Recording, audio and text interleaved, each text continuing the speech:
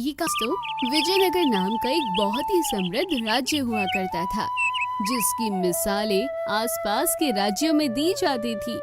उसी राज्य में चंदू सब्जी बेचने का काम करता था, लेकिन देखते ही देखते राज्य में सब्जी और फलों के दाम कम हो गए, जिसकी वजह से चंदू को कुछ ज्यादा फायदा नहीं हो रहा था। अरे क्या बात है चंदू, तुम इतना मुंह लटका कर क्यों बैठे हो? तो और क्या करूं? राज्य में फल और सब्जियां इतनी सस्ती हो गई हैं कि मुझ जैसे व्यापारी को कुछ भी मुनाफा नहीं हो रहा है। अरे थोड़ा सब्र रखो चंदू, सब कुछ ठीक हो जाएगा। अरे और कितना सब्र रखूं? मुझे कुछ जुगाड़ करना पड़ेगा। चंदू चुप बैठने वालों में से नहीं था और वो झूठ बोलने में बहुत ही माहिर था, तो उसके दिमाग में एक जबरदस्त आइडिया आता है। वैसे भी मेहनत करके मैं अब तक क्या ही कमा लिया। अब वक्त आ गया है अपने दिमाग का इस्तेमाल करने का, पैसे कमाने का। क्यों ना मैं एक झूठ की दुकान खोलूं। वैसे भी लोगों को रोजमर्रा की जिंदगी में कितने झूठ बोलने पड़ते हैं, लेकिन उन्हें झूठ बोलना नहीं आता। अब मैं उन्हें सिखाऊंगा। उसके बाद चंदू ज्यादा कुछ न सोचते हुए अगले ही दिन अपनी झूठ की दुकान शुरू कर देता है। कई लोग उसकी दुकान को देखकर काफी हैरान हो जाते हैं। आइए आइए, झूठ की दुकान में आपका स्वागत है। क्या आप झूठ के चमत्कार देखना चाहते हैं? ऐसा झूठ जो आपके सारे बिगड़े काम बना दे, ऐसा झूठ जो कभी पकड़ा ना जाए, तो आप सही जगह पर आए हैं। आज ही सीखें झूठ बोलने की कला और पाएं जीवन में सफलता। तभी चंदू की दुकान पर एक ग्राहक आता है। अरे चंदू जी, मुझे झूठ की बहुत जरूरत है। मुझे भी एक झूठ खरीदना था। बिल्कुल बिल्कुल, मैं यहाँ झूठ बेचने के लिए ही तो बैठा हूँ। आपको मुझे 500 रुपए देने होंगे। हाँ ठीक है, ये लीजिए 500 रुपए। बताइए आपको किस तरह का झूठ चाहिए? दरअसल मैंने अपनी पत्नी से वादा किया था कि मेरी पगार होने के बाद मैं उसे घुमाने लेकर जाऊंगा, लेकिन मैंने कल रात को वो मेरी सारी पगार जुए में उड़ा दी। अब बताओ मैं क्या करूं? बस इतनी सी बात, तुम चिंता मत करो। तुम अपनी पत्नी को ये बताना कि तुम्हारे पैसे चोरी हो गए हैं। नहीं, वो इस पर बिल्कुल विश्वास नहीं करेगी। तुम अपने साथ किसी एक आदमी को ले जाना, जैसे वो तुम्हें ही घर छोड़ने आया हो, और अपना हाल कुछ इस तरह से बताना जिससे ये लगे कि उस चोर ने तुम्हें बहुत मारा है। हाँ, ये अच्छा आइडिया है। तुम्हारा बहुत बहुत शुक्रिया चंदू। कुछ ही दिनों के बाद चंदू की दुकान पूरे राज्य में मशहूर हो जाती है और दिन भर उसकी दुकान पर ग्राहकों की लाइन लगी होती है, जिस वजह से बहुत कम समय में चंदू बहुत अमीर बन जाता है। नमस्कार दुकानदार जी, आपकी दुकान का नाम तो हर तरफ छाया हुआ है। आपकी मेहरबानी से मेरा व्यापार तो आसमान छू रहा है। किस्मत नहीं, सोच बदली है भाई साहब। जब सोच सही हो तो किस्मत अपने आप बदल जाती है। बोलिए, क्या सेवा कर सकता हूँ आपकी? मुझे याद है, आपने मुझसे पिछली बारी कर्जदारों से बचने का तरीका पूछा था। क्या वो अब भी आपको परेशान करते हैं? बिल्कुल नहीं। आपकी दी हुई तरकीब से मैंने ऐसा नाटक रचा कि सबने मुझे दिवालिया मान लिया और मेरे पीछे पड़ना ही छोड़ दिया। अब मैं और भी बड़ा खेल खेलना चाहता हूँ। मेरी नजर पड़ोसी राज्य के कुछ व्यापारिक सौदों पर है। मुझे ऐसा झूठ सिखाइए जिससे मैं उन सौदों को अपने नाम कर लूं, भले ही मेरे पास उन्हें पूरा करने के लिए संसाधन ना हो।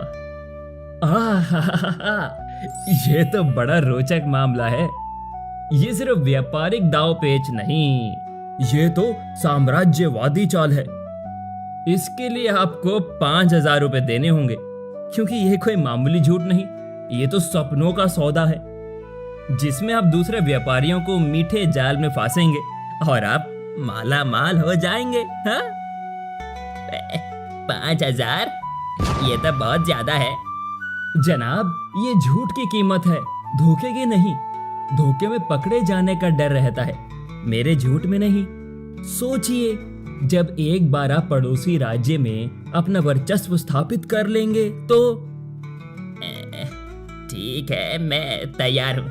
बताइए क्या करना होगा। मुझे जल्द से जल्द वो सौदा चाहिए। बस इतना काफी है, अब जाकर देखिए कमाल। लेकिन याद रहे, इस झूठ को इस तरह से दोहराना कि खुद आपके परिवार वाले भी इसे सच मानने लगे। हाँ। गोपाल चंदू की सलाह मानकर पड़ोसी व्यापारियों को अपनी झूठी संपत्ति और बड़े बड़े प्रोजेक्ट्स की कहानियां सुनाता है। उसकी बातें इतनी सच्ची लगती है कि बड़े व्यापारी उसके झांसे में आ जाते हैं और वो कई सौदे पा लेता है, भले ही उसके पास पैसे कम हो। गोपाल का व्यापार बहुत चल पड़ता है और वो विजयनगर का सबसे अमीर व्यापारी बन जाता है। चंदू की दुकान की ख्याति दूर दूर तक फैलती है और ये बात महाराज सत्यपाल तक भी पहुंचती है। चंदू जी, मुझे आपसे मदद चाहिए। मेरे पति गोपाल तो आपकी वजह से आसमान छू रहे हैं, लेकिन मेरा छोटा रघु भाई वो सच्चाई की बात करता है और मेरी समृद्धि को नकारता है। वो हमेशा कहता है कि ये सब गलत तरीकों से कमाया गया है। पारिवारिक समस्या, ये तो सबसे आसान है। आप क्या चाहती हैं कि आपका भाई आपकी जिंदगी में धकल देना बंद कर देना, या वो भी आपकी तरह अमीर बनने के रास्ते में चल पड़े? क्या चाहती हैं? मैं चाहती हूँ कि वो मेरा सम्मान करे और ये समझे कि जीवन में पैसा कितना जरूरी है। मुझे ऐसा कुछ चाहिए जिससे वो सच्चाई के अपने आदर्शों को छोड़ दे और व्यवहारिक बन जाए। इसके लिए आपको मुझे 2500 रुपए देने होंगे, क्योंकि ये थोड़ा पेचीदा मामला है, क्योंकि इसमें आदर्शों को बदलना है जो पत्थरों से भी मजबूत होते हैं। 2500? ये तो बहुत ज्यादा है। जनाब, आदर्शों को तोड़ने की कीमत हमेशा ज्यादा होती है, लेकिन मैं आपको एक ऐसा झूठ सिखाऊंगा जिससे आपका भाई आपके सामने कभी सिर नहीं उठाएगा और सच्चाई के अपने सिद्धांत त्याग देगा। चंदू किशोरी को सिखाता है कि वो रघु को गोपाल की दौलत की कहानी सुनाए, जिसमें गोपाल ने दान और अच्छे कर्मों से पैसा कमाया हो। किशोरी रघु को बताती है कि गोपाल गुप्त रूप से बहुत दान करता है। रघु, जो बहुत आदर्शवादी है, इस बात पर भरोसा कर लेता है और सोचता है कि उसका जीजा बहुत अच्छा इंसान है। इससे उसका ये भ्रम टूट जाता है कि सारे अमीर लोग बुरे होते हैं। क्या मेरा जीजा सचमुच इतना महान है? क्या मैंने उसे गलत समझा?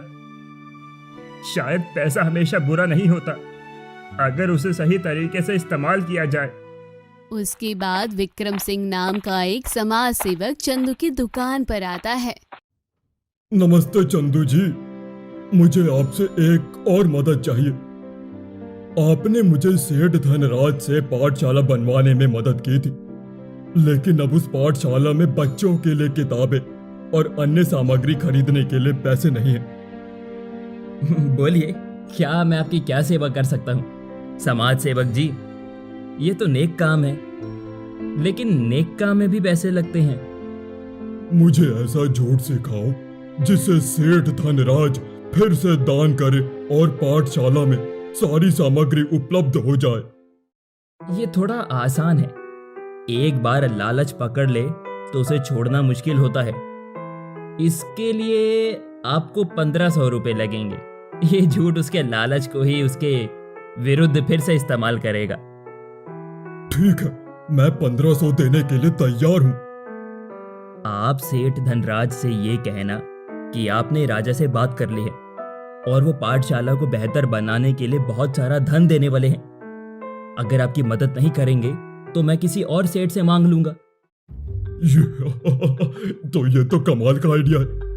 मेरे पास तो महाराज की मोहर लगाए कागज भी है, जो कि सेठ को बेवकूफ बनाने के काम आएगा। अरे, आपको दूसरे सेठ से पैसे मांगने की क्या जरूरत है? मैं आपको पैसे देता हूं, लेकिन याद रहे कि जब राजा पाठशाला के लिए धन देंगे, उसका आधा हिस्सा मुझे मिलना चाहिए। आप उसकी फिक्र मत कीजिए, वो आपको ही मिल जाएगा। ऐसे ही चंदू की दुकान की लोकप्रियता आसमान छू रही थी। इसी बीच दीपक नाम का एक सीधा साधा किसान जो अपनी ईमानदारी के लिए जाना जाता था, वो एक बड़ी मुसीबत में फंस गया। उस पर जमींदार शंकर दास का बहुत बड़ा कर्ज था जिसे वो चुका नहीं पा रहा था। जमींदार शंकर एक क्रूर और लालची इंसान था जो गरीबों को सताता था। एक दिन दीपक चंदू की दुकान पर आता है। चंदू जी, मेरी मदद कीजिए। जमींदार शंकर मेरी सारी जमीन हड़पना चाहता है। मैंने उनसे जो कर्ज लिया था वो चुका नहीं पा रहा हूँ। मेरी मदद कीजिए वरना मेरे पास कुछ नहीं बचेगा।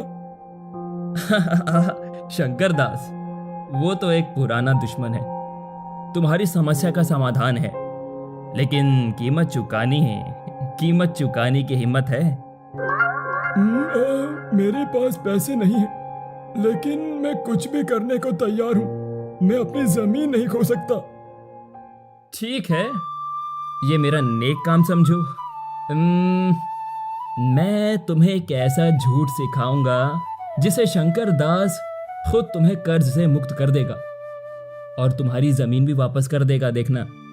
लेकिन शर्त यह है कि आज के बाद कभी किसी से झूठ नहीं बोलोगे। मैं वादा करता हूँ, मैं कभी झूठ नहीं बोलूंगा। ठीक है, तुम एक काम करो, एक नकली ब्राह्मण को शंकर दास के घर के पास भेजो और उसको एक नकली भविष्यवाणी करने को कहो। सेठ, तुम बहुत जल्द बर्बाद होने वाले हो क्योंकि तुम आजकल बहुत पाप करने लगे हो। तुमने जो लोगों की भी जमीन छीनी है उन्हें वापस कर दो। लेकिन क्या वो मानेगा?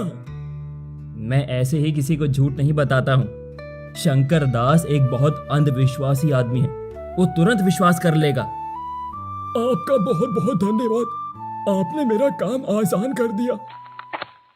दीपक ने इस योजना पर काम किया जिस वजह से उसको अपनी जमीन वापस मिल गई और दीपक खुशी खुशी अपनी जमीन पर खेती करने लगा, जिस वजह से चंदू की धांधली अब और भी बड़े पैमाने पर फैल चुकी थी। चंदू की झूठ की दुकान ने राज्य में एक अजीब सी हलचल मचा दी थी। महाराज सत्यपाल को अब चिंता होने लगी थी कि कहीं ये झूठ का कारोबार उनके राज्य की नींव ही न हिला दे। लोग अपनी हर समस्या का हल झूठ में ढूंढने लगे थे और सच्चाई का महत्व घटने लगा था। सेनापति वीरेंद्र, मुझे विजयनगर में फैल रहे इस झूठ के कारोबार पर गहरा संदेह है। चंदू नाम का ये दुकानदार लोगों को भ्रमित कर रहा है। वो मेरे राज्य में झूठ को बढ़ावा दे रहा है और ये मेरे राज्य की ईमानदारी के सिद्धांतों के खिलाफ है। मुझे तो अब नींद भी नहीं आती है ये सोचकर कि क्या मेरे राज्य में सच्चाई खो तो नहीं गई है। जी महाराज, चंदू की दुकान अब शहर के सबसे मशहूर दुकानों में आती है। लोग छोटे बड़े हर काम के लिए उससे सलाह लेने जाते हैं। यहाँ तक कि कई व्यापारी भी उसके बताए झूठ से अपना मुनाफा बढ़ा रहे हैं। लेकिन ये भी सच है कि कुछ लोगों की परेशानियां हल भी हुई हैं, जैसे दीपक किसान की। ये तो चिंताजनक है। झूठ कभी कल्याणकारी नहीं हो सकता, अंततः ये विनाश की ओर ही लेकर जाता है। उसे तुरंत दरबार में हाजिर किया जाए। इस बार उसे भागने का कोई मौका नहीं मिलेगा। मैं स्वयं उससे बात करना चाहूंगा।